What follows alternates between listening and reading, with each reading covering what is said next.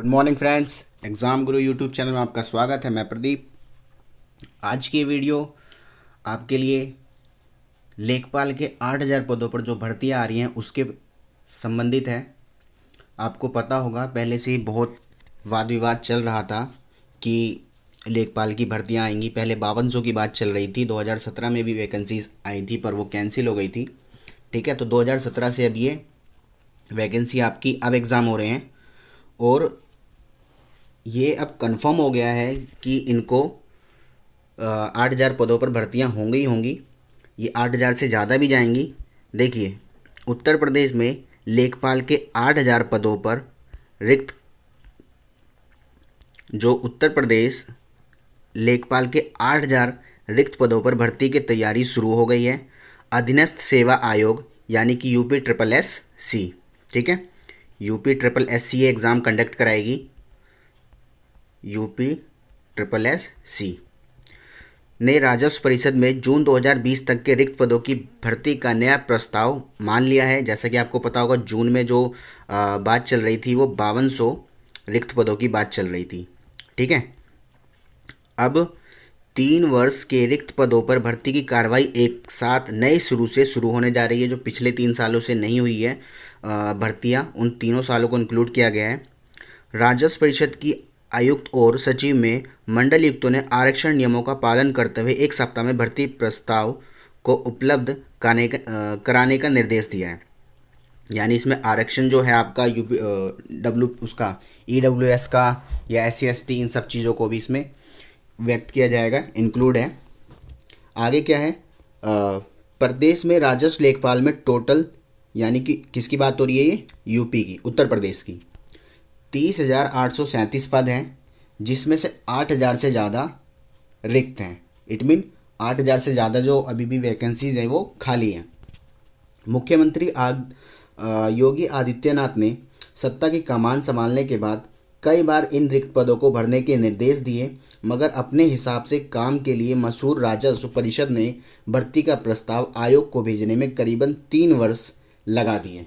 यानी कि यूपी जो गवर्नमेंट है अभी बीजेपी की, आदित्य योगीनाथ जो वहाँ के CM हैं, इन्होंने इससे पहले भी कई बार इसको भरने के लिए आदेश दिया था कि इन पदों को भरा जाए, इन पदों जो पद खाली हैं उनको फिल किया जाए, भर्ती कराई जाए। परंतु क्या होता था, वैकेंसीज निकलती थी पर राजस्व परिषद की वजह से या उसके आयोग के किसी कारणवश फाइल के इधर उधर घूमने के कारण क्या होता था, ये पदे खाली रह जाते थे।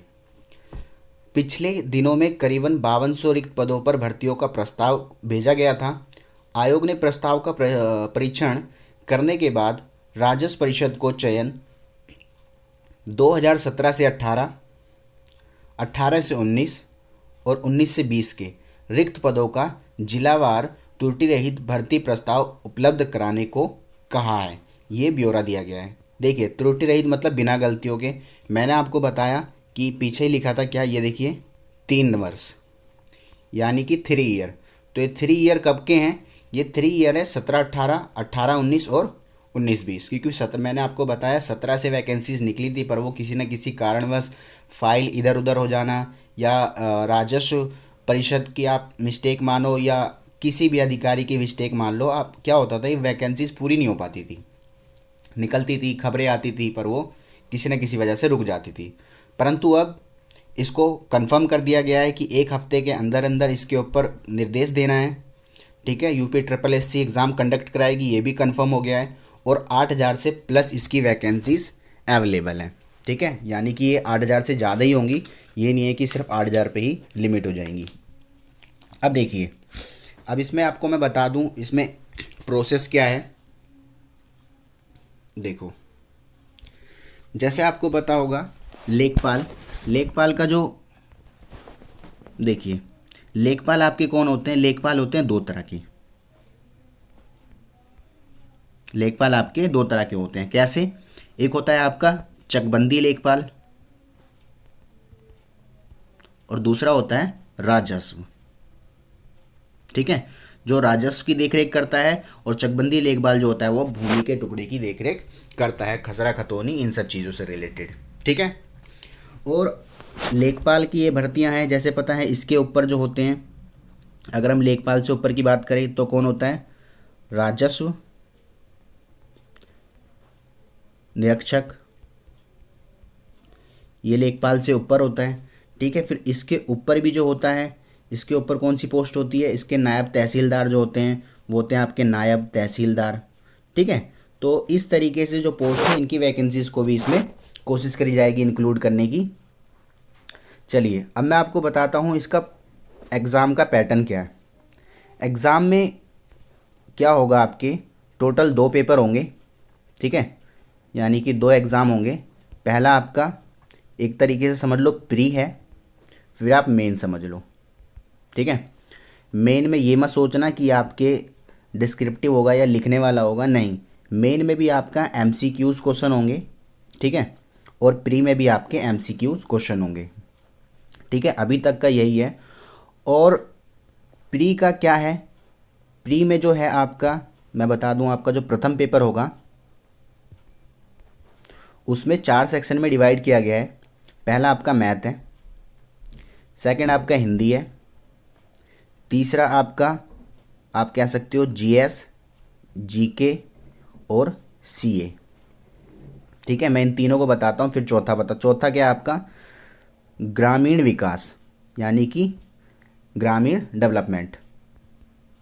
देखिए इनका क्या नंबर ऑफ़ क्वेश्चंस कैसे होंगे। नंबर ऑफ़ क्वेश्चंस क्या है? 25 आपके मैथ के हैं। ठीक है, और मैथ की सीरीज़ के मैं क्वेश्चन करा ही रहा हूँ। अगर आप लेखपाल बनना चाहते हैं या आपका सपना है कि हाँ इस बार हमें लेखपाल की भर्ती भरनी है और उसको क्रैक करना है एग्ज़ाम को, तो आपको मेरी जो मैथ की सीरीज़ चल रही है 1000 क्वेश्चन की, आपको मस्ट देखना चाहिए, बहुत ज़रूरी है आपके लिए। 25 क्वेश्चन आपके हिंदी के होंगे। ठीक है, 25 क्वेश्चन हिंदी में आपके हिंदी व्याकरण का हो गया, मुहावरे हो गए।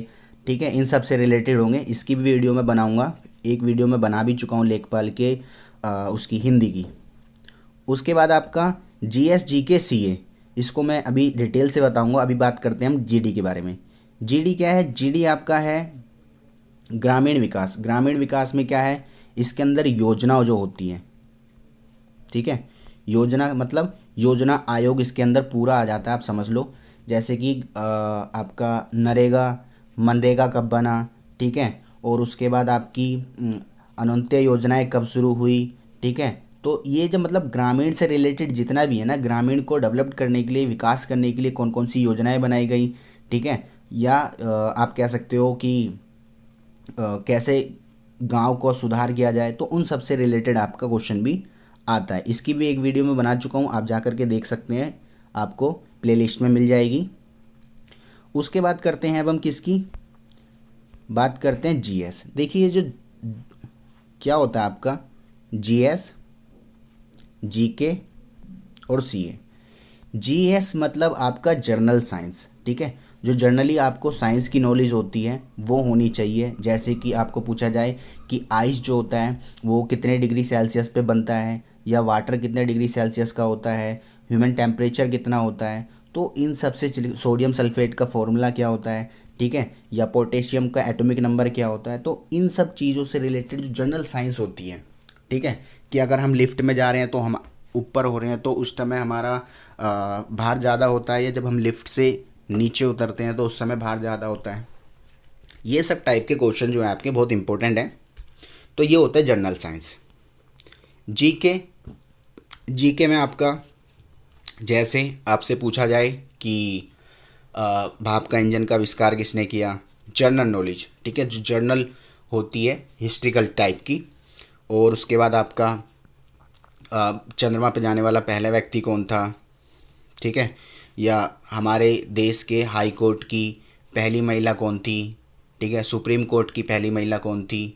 जैसे हाई कोर्ट की बात हुई तो लीला सेठ हैं, और अगर सुप्रीम कोर्ट की बात करेंगे तो Fatima.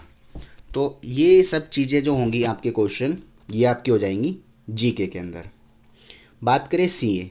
CA is to be related current affairs. Current affairs मतलब कि जो करंट में चल रही होती हैं पिछले 2-3 महीनों में, उनके रिलेटेड ये क्वेश्चंस होते हैं। जैसे अभी आपको पता हो तो गूगल लगभग 75,000 करोड़ का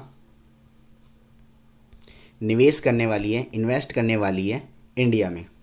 ठीक है, तो अब इससे भी आपका क्वेश्चन बन सकता है क्या, कि कौन सी ऐसी कंपनी है जो भारत के अंदर 75,000 करोड़ का इन्वेस्टमेंट करने वाली है, या तो आपका आंसर हो जाएगा गूगल। और इसको थोड़ा सा और मॉडिफाई करके पूछ सकते हैं कि जो गूगल कंपनी है वो कितने अमाउंट का इन्वेस्ट करने वाली है इंडिया के अंदर। ठीक है, तो ये हो गया आपका। उसके बाद ये 5T प्लान किसने लॉन्च किया था कोविड-19 से बचने के लिए, तो उसमें दिल्ली आ जाएगा। तो ये इस तरह के जो रिलेटेड क्वेश्चन हैं जो आपके करंट में चल रहे हैं, उन सबको आपको इसमें इंक्लूड करना पड़ता है। ठीक है, तो इस तरह से टोटल मिला करके आपके कितने सेट बनते हैं, आपके 4 सेट बनते हैं। Math, Hindi, GS, GK, CA, ये एक ही सेट माना जाएगा। और चौथा आपका जीडी। सबके 25-25 क्वेश्चन हैं। ठीक है, टोटल क्वेश्चन आ जाएंगे आपके, टोटल नंबर ऑफ क्वेश्चन होंगे 100। ठीक है, टोटल नंबर ऑफ क्वेश्चन कितने हैं, 100। और अगर आपसे पूछा जाए टोटल टाइम ड्यूरेशन कितना होगा, टोटल टाइम ड्यूरेशन होगा आपका 90 मिनट। 90 मिनट में आपको 100 क्वेश्चन करने होंगे। ये आपका टाइम ड्यूरेशन है पहले एग्ज़ाम का। ठीक है, प्री का। और अभी इस पे भी बात चल रही है कि जैसे आपको पता हो लेखपाल में 8,000 भर्तियाँ निकली हैं। जो वैकेंसीज़ होती हैं 8,000 हैं, पर जो नॉमिनेटेड होते हैं इसके लिए भरे जाते हैं फॉर्म, वो लाखों में चले जाते हैं। ठीक है, लाखों में, कई बार तो मिलियंस में निकल जाते हैं ये। तो उस वजह से क्या होता है, इसमें इस बार सोचा गया है कि इसको प्री कराने से पहले इसमें एक पीईटी, ठीक है, पीईटी टेस्ट कराया जाएगा। इस बात के लेकर के भी बात चल रही है, ये भी आपका 1 हफ्ते के अंदर क्लियर हो जाएगा कि पीईटी होगा या नहीं होगा। पीटी मतलब होता है प्री एलिजिबिलिटी टेस्ट। ठीक है, आपको पहले जी एलिजिबल हो या नहीं हो, इसके लिए भी आपको इसमें बता दिया जाएगा। और अगर पीटी होता है तो पीटी का क्या होगा, पीटी में आपके पीटी का जो सिलेबस होता है, बात चल रही थी जैसे कि उसमें सिलेबस वगैरह हुआ, तो आपका होगा क्या, उसमें आपका रीजनिंग, उसके बाद मैथ, जीए, जीएस, जीके, ये तो है ही। ठीक है, सीए है। उसके बाद आपका इसमें रीजनिंग हो गई, मैथ हो गई, इसमें आपका हिंदी भी आएगा। ठीक है, उसके बाद आपका इसमें इंग्लिश के भी क्वेश्चन आएंगे कुछ। तो इस तरीके से टोटल मिला के इसका भी 100 नंबर का बन सकता है। अभी इसका कंफर्म नहीं है, इस पर बात चल रही है, नेक्स्ट वीक ये क्लियर हो जाएगा। अब मैं बात करता हूँ कि लेखपाल के लिए आपके लिए योग्यता क्या क्या होनी चाहिए। ठीक है, एलिजिबिलिटी। उसके लिए सबसे पहले अगर हम क्वालिफ़िकेशन एलिजिबिलिटी की बात करें, तो क्वालिफ़िकेशन एलिजिबिलिटी यानी कि आपकी जो योग्यता होनी थी 12th पास आउट हो। ठीक है, 12th पास आउट हो, 12th पास होना चाहिए, चाहे वो किसी भी स्ट्रीम का हो, वो कॉमर्स का हो, आर्ट का हो, या आपका साइंस का हो, या वोकेशनल हो, किसी भी साइड से हो, 12th पास आउट होना चाहिए। ठीक है, दूसरी अगर हम इसकी एज लिमिट की बात करें, एज लिमिट क्या है, तो देखो एक लेखपाल ही, बहुत ही कम ऐसी वैकेंसीज होती हैं जो सभी के लिए होती हैं।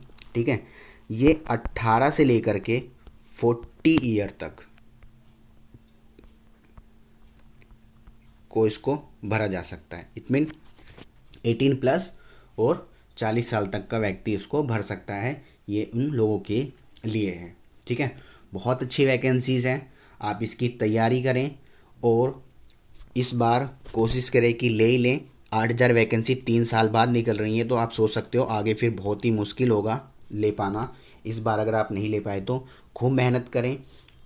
लेखपाल से रिलेटेड वीडियो इस चैनल पे बनाई भी जाएगी, मेरे एग्ज़ाम गुरु चैनल पे। ठीक है, और इससे रिलेटेड जो भी अब इन्फॉर्मेशन मिलती है वो आपको बताई जाएगी। ठीक है, आप जो भी इस वीडियो को देख रहे हैं प्लीज़ इस चैनल को सब्सक्राइब करें नई नई नोटिफिकेशन जानने के लिए, और शेयर करें। ठीक है, लाइक करना भी ना भूलें। चलिए अभी के लिए इतना ही, मिलेंगे फिर नई खबर के साथ।